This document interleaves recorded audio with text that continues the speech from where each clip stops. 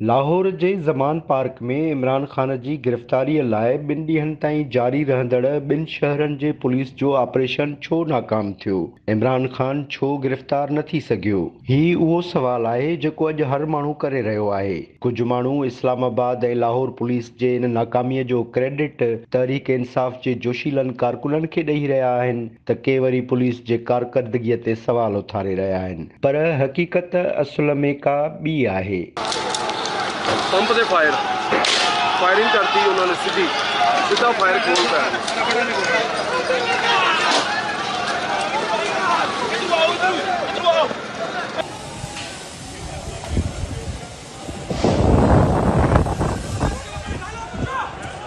Toshakhana case में इस्लामाबाद जी अदालत पारां इमरान ख़ान जा ज़मानत न थियण जोगा गिरफ़्तारी वारंट जारी थियण बैदि इस्लामाबाद जी पुलिस ऐं लाहौर पुलिस अंगारे ॾींहुं इमरान ख़ान जे गिरफ़्तारीअ लाइ ज़मान पार्क ते चढ़ाई करे ॾिनी ऐं इमरान ख़ान जी रिहाइशगाह जो घेरो करे वरितो। पुलिस ऐं कारकुननि विच में चकरियूं शुरू थी वयूं।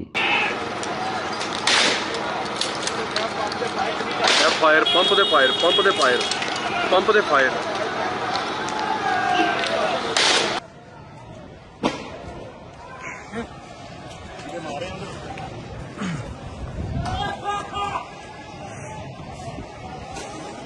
वफ़ाक़ी घरू वज़ीर राणा सनाउल्लाह जी इहा दावा साम्हूं आई त अॼु इमरान ख़ान खे हर सूरत में गिरफ़्तार करे अदालत आॾो पेश कयो वेंदो, पर समूरो ॾींहुं गुज़री वियो, इमरान ख़ान गिरफ़्तार न थी सघियो। पीटीआई जा कारकुन पुलिस जे लाइ फौलाद जी भित साबित थिया।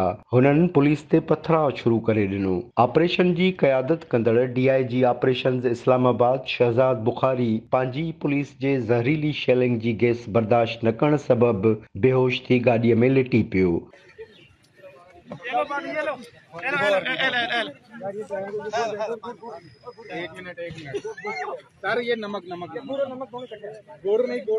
रात जे वक़्तु पुलिस हटालनि हिकु भेरो ॿीहर ज़मान पार्क ते चढ़ाई कई ऐं शदीद शेलिंग शुरू करे ॾिनी।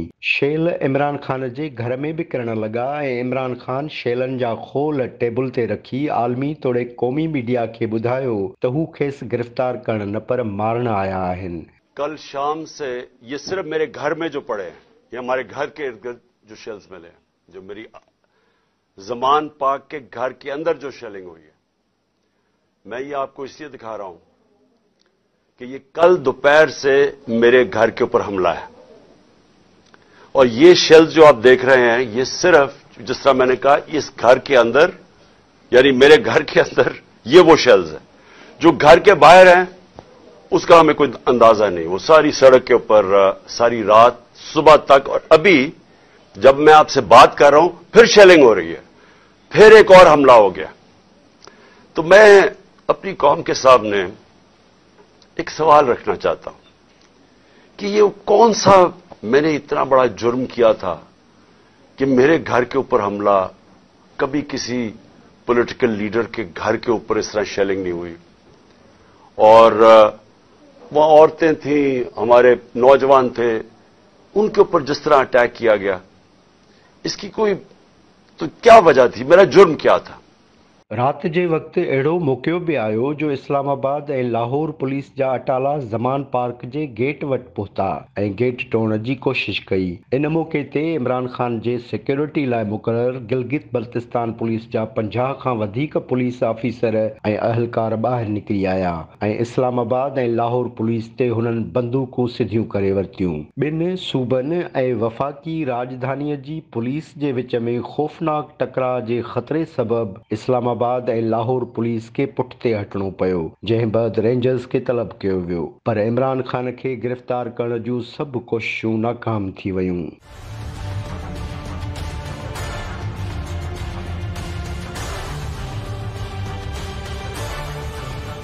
अरबा ॾींहुं पुलिस इमरान ख़ान जे गिरफ़्तारीअ लाइ जारी ऑपरेशन ओचितो मुअतल करे छॾियो। हुकूमती ज़रियनि मूजिबि ऑपरेशन PSL जी रिथियल मैच सबबि मुलतवी कयो वियो आहे, पर पुलिस अटाला ज़मान पार्क जे ॿाहिरां मौजूदु रहंदा। हुकूमत जे अहिड़े क़दम खां पोइ इमरान ख़ान हिफ़ाज़ती गैस मास्क पाए घर मां ॿाहिरि निकितो ऐं ज़मान पार्क में मौजूदु कारकुननि सां मुलाक़ात कई। हुन संदनि थोरा मञिया। लाहौर हाई कोर्ट हुकूमत के ज़मान पार्क में जारी ऑपरेशन सुभाणे 10 वॻे ताईं मुलतवी करण जो हुकुम ॾिनो आहे, पर ज़रियनि जो चवणु आहे त पुलिस अटाला कंहिं बि इश्तियाल अंगेज़ी जो जवाज़ ॼाणाए कंहिं बि वक़्तु इमरान ख़ान जे गिरफ़्तारीअ जो ॿीहर ऑपरेशन शुरू करे सघनि था। हुकूमती ज़रियनि मूजिबि इमरान ख़ान जे गिरफ़्तारीअ वारो ऑपरेशन गिलगित बल्तिस्तान पुलिस जे मदाख़लत सबबि नाकाम थियो। वफ़ाक़ी सरकार पारां गिलगित बल्तिस्तान पुलिस जे IG मोहम्मद सईद वज़ीर खे हटाए संदसि जाइ ते दार अली खटक खे नओं IG गिलगित बल्तिस्तान मुक़ररु कयो वियो आहे। PTI जा कारकुन जिन खे असांजा दानिश्वर योथिया, ममी डैडी ॿार, बर्गर फैमिली ऐं ॿियो छा छा चवंदा रहिया आहिनि, पर हक़ीक़त इहा आहे त हुननि दिलेराणी मज़ाहिमत करे इहो साबित कयो आहे त तहरीकूं कीअं हलाइबियूं आहिनि ऐं पंहिंजी क़यादत जो तहफ़ुज़ कीअं कबो आहे।